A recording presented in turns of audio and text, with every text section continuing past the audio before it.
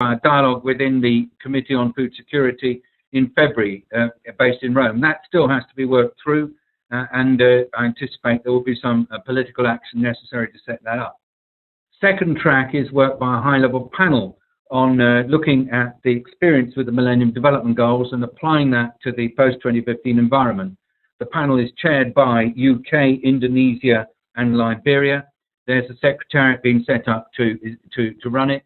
There's a special envoy of the Secretary General, Amina Mohamed Al-Zubair, who is leading on this, and also this work is quite well advanced. Then there's a third track, which is an open-ended panel of member states, 30 of them, who will be working on this issue. The member states have now identified themselves. The first two strands of work are likely to be completed by September 2013 for a major event during the UN General Assembly. The open-ended panel will take, open-ended working group of member states will take longer. The Zero Hunger Challenge is designed to help inform these different groups so that they can bring together the different aspects of sustainability, hunger, food and nutrition security as they're doing their work. The Zero Hunger Challenge is backed by social media campaigns, a website, Twitter accounts and Facebook. The links were shared with the invitation. The agencies will continue to work actively on it, and together with different high-level task force member agencies, my team in the coordination unit for the high-level task force will do our best to ensure that this serves as a reasonable platform for transforming into action commitments that were made in Rio +20. So in conclusion, we, together with a number of governments, particularly some of those who were talking in the Second Committee of the United Nations yesterday in New York, see the Zero Hunger Challenge as representing a new era in which issues of food and nutrition security are put into the context of sustainability. We hope that this will prove useful to all concerned as they work out how they're going to position themselves in the work leading up to the to 2015 and also in the post-2015 environment. I think all of us do believe that hunger can be ended within our lifetimes, that hunger should be ended within our lifetimes, and that therefore this is time to rededicate our commitments to the cause of ending hunger and malnutrition through sustainable agriculture and food systems linked up to the other nutrition-sensitive development actions that are necessary. So that's the opening remarks from our side. I'd like to stop now, and I hope that what I said was intelligible to you. Look forward to comments on it. Thanks again, Christian. Okay, thank you very much, David, for explaining the background, the framework, objectives, and the next steps of the Zero Hunger Challenge to us in such a short time. Keith, you would like to ask a question, so over to you, Keith. The Natural Resources Institute, which is part of the University of Greenwich in the UK. I want to just sort of make a point really, but I think that with this Zero Hunger Challenge, one of the important issues I think also is actually try and get people to diversify away from the durables like maize and wheat, rice, etc. And a lot of my work actually is now on root and tuber crops. And actually, if you look in developing countries, 2.2 billion people in developing countries in the world consume root and tuber crops. I'm really talking here about yam, cassava, and sweet potato. I'm only mentioning these because these are actually very good food security crops, because when you have global food rises in food prices, and when there's shortages of main durables, often people can rely on root and tuber crops as an alternative. So I'm simply just making that suggestion that maybe perhaps we need to consider root and tuber crops and other commodities which people can use as alternatives in food security at difficult times. And I'd be interested to know what other people's views would be about that, please. Thank you. Thank you very much indeed. Actually, I have been talking a lot with Graziano da Silva about this particular issue, and he is extremely keen that we take advantage of the thinking around the Zero Hunger Challenge to look at alternative sources of energy, And so he would agree with what Keith has just said about the value of roots and tubers. And like many others, he's also interested in millets. And also he has been reminding me that next year is the International Year of Quinoa.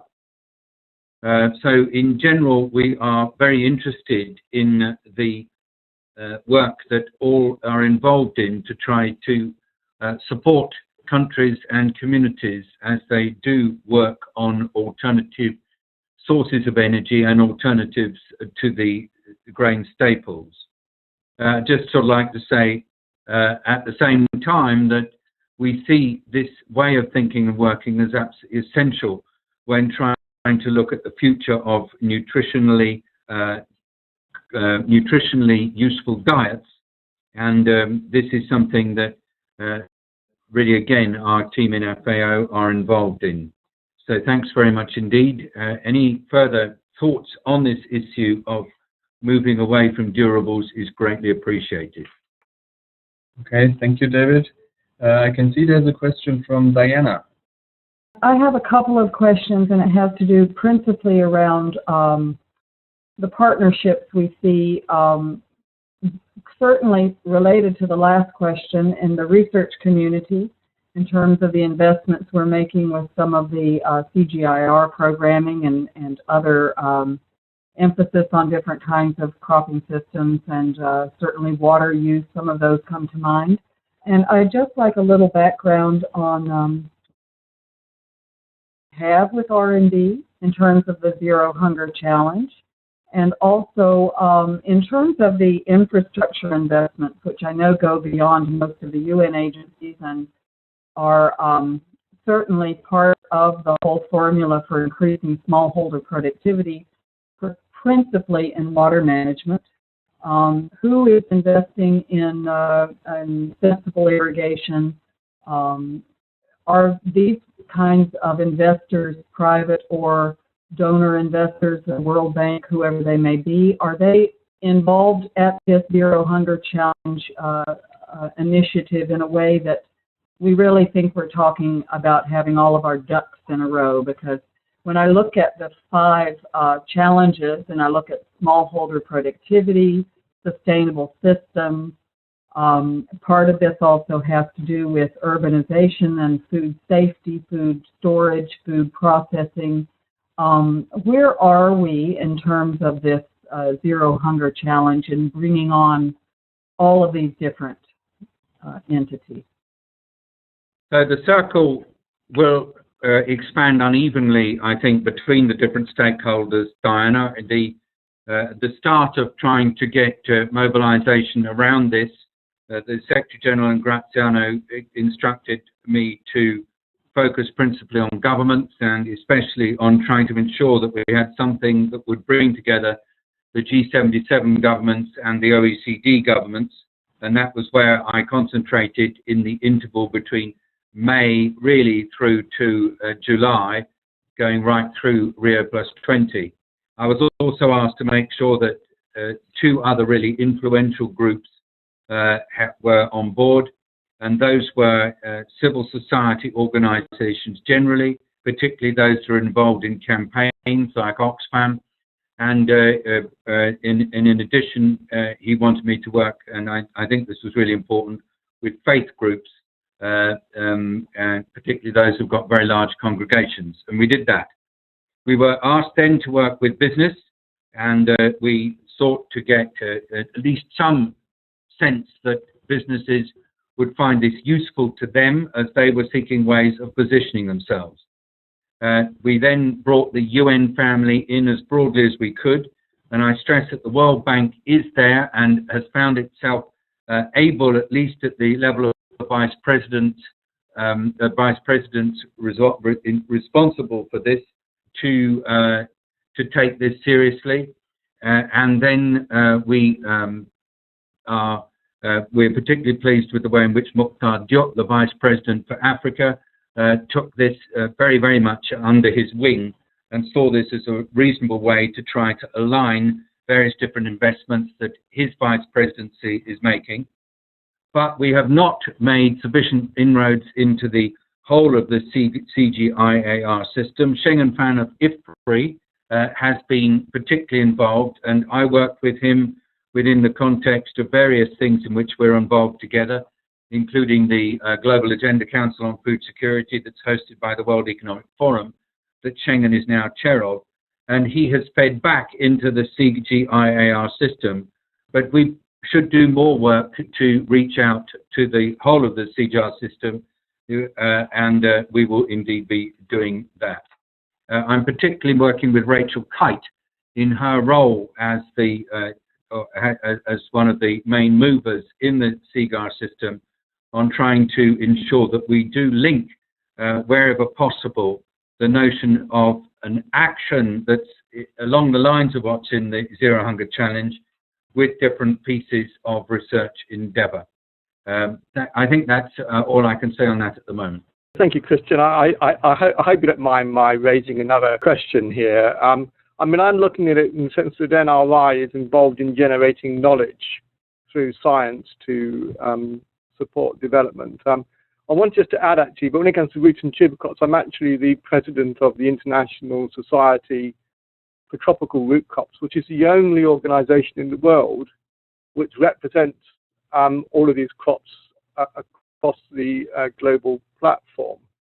And I wanted to say something else, actually, which is food not eaten.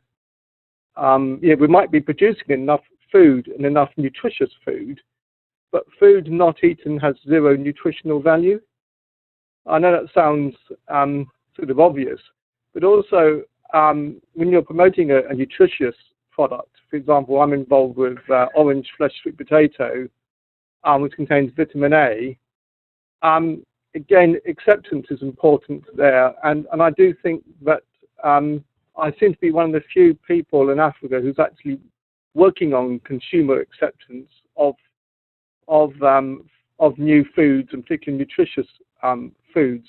And, you know, what I mean by doing this consumer acceptance, I'm interviewing hundreds of people in the studies. And I would like to say, from a research point of view, that I think this is this is a neglected area of research looking at acceptance. And I'd be interested if people have any views on that one as well, please. Thanks very much indeed. I mean, I think that this is so important. It'd be great to start a bit of a dialogue on it.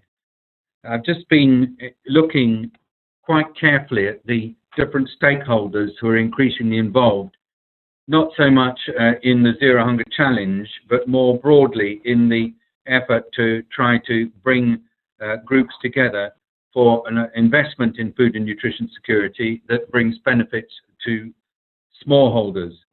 There is a need to involve consumers at all levels. Consumers when new varieties are being introduced. Consumers when new forms of processing that perhaps reduce waste and improve nutritional value are being introduced. Consumers when new rules and practices are being introduced to increase the sustainability of production systems or to reduce child labour in production, like we've got particularly on cocoa right now.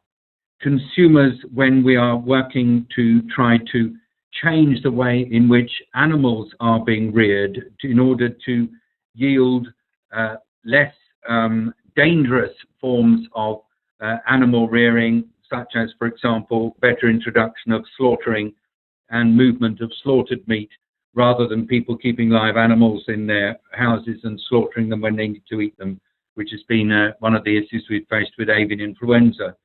Consumers when we are trying to encourage the development of products that involve less women's time, both in preparation and consumption.